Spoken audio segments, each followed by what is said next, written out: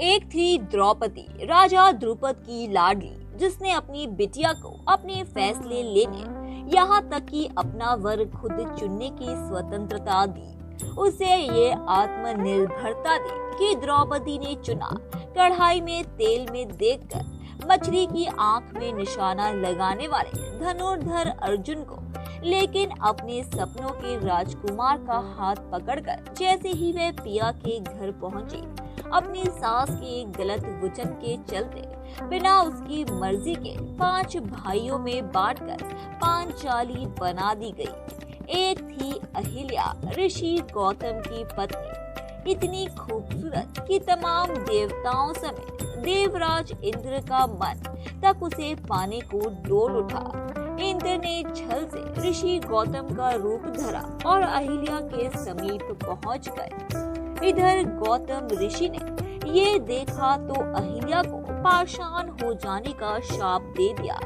यानी एक पुरुष ने उसे छला तो दूसरे ने बिना किसी गलती के सजा दे दी।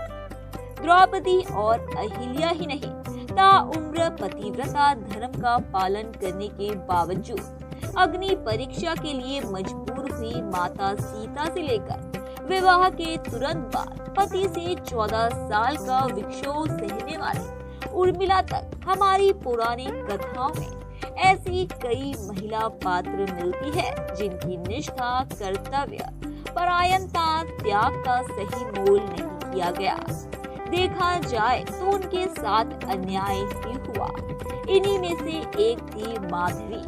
कभी उसके पिता ने अपनी दानशीलता साबित करने के लिए बिना उसकी मर्जी के किसी और के हवाले किया। कभी उसके पति ने अपना वचन पूरा करने के लिए दूसरे राजाओं के। माधवी महाभारत काल की एक ऐसी भुला दी गई नायिका है जिसके लिए उसका ताउम्र कुंवारी बने रहने का वरदान ही सबसे बड़ा श्राप बन गया।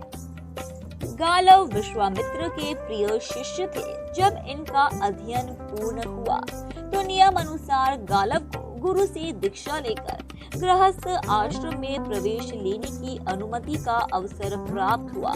तभी गालव ने सोचा कि यही समय है अपने गुरु के प्रति अपनी गुरु भक्ति और अपार श्रद्धा का व्यक्त करने का। विश्वामित्र गालव की स्थिति जानते थे। उन्होंने उसे बहुत समझाया। गुरु के बार बार समझाने के बावजूद गालव ने कहा कि गुरुदेव, मेरा अध्ययन तब तक पूर्ण नहीं होगा जब तक कि मैं अपनी पूर्ण शक्ति के अनुसार आपको गुरु दक्षिणा ना दे दूं। ऐसा सुनकर गुरुदेव विचलित हो उठे और उनका धैर्य समाप्त हो चुका था। उन्होंने कहा कि तुम्हें अपने गुरु को संतुष्ट करने के लिए 800 श्याम कर्ण वाले अश्व प्रदान करने होंगे जो कि चंद्रमा की भांति श्वेत वर्ण वाले हो। वहीं गालव की पक्षीराज गरुड़ के साथ गहरी मित्रता थी। पक्षीराज गरुड़ गालव के साथ वैसे ही 800 श्याम कर्ण वाले श्वेत अश्व ढूंढने निकल पड़े। गरुड़ पर बैठकर संपूर्ण भूमंडल की परिक्रमा करने के बावजूद गालव को वैसे अश्व नहीं मिले। तब गरुड़ ने गालव को महाराज यपापी की शरण में जाने की सलाह दी। महाराज ययाति का धरती के राजाओं में अत्यधिक सम्मान था। जब महाराज ययाति को ऋषि गालव और गरुड़ के आने की सूचना मिली तो वह उनका स्वागत करने के लिए द्वार पर पहुंचे। माधवी को लेकर गालव और गरुड़ सबसे पहले अयोध्या के राजा हर्यश्व के पास गए। राजा हर्यश्व ने कहा कि मेरे पास तो 200 अश्व ही है और मैं उन्हें देने को तैयार हूँ, लेकिन मैं माधवी से एक पुत्र चाहता हूँ। गालव और गरुड़ 1 साल के लिए माधवी को राजा हर्यश्व के पास छोड़कर लौट आए।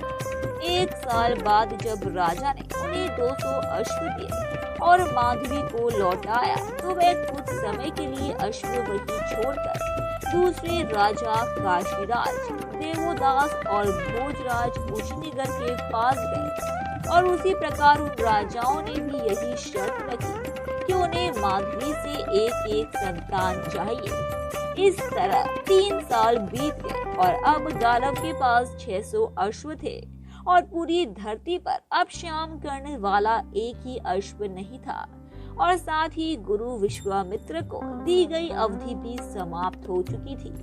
अब गरुड़, गालव और माधवी ऋषि विश्वामित्र के पास पहुँचे और उन्हें 600 श्याम कर्ण अश्व देते हुए कहा कि गुरुदेव आप इन्हें स्वीकार करें और बाकी 200 अश्वों के शुल्क के स्थान पर माधवी को स्वीकार करें। गुरु विश्वामित्र मान गए और उन्हें भी माधवी से एक पुत्र की प्राप्ति हुई जो उस दौरान अष्टक के नाम से प्रसिद्ध हुआ। इन चारों बालकों की उत्पत्ति के बाद गालव ने माधवी को ऋषि मुक्त कर दिया। उसके बाद माधवी को उसके पिता यदाति को वापस सौंप दिया।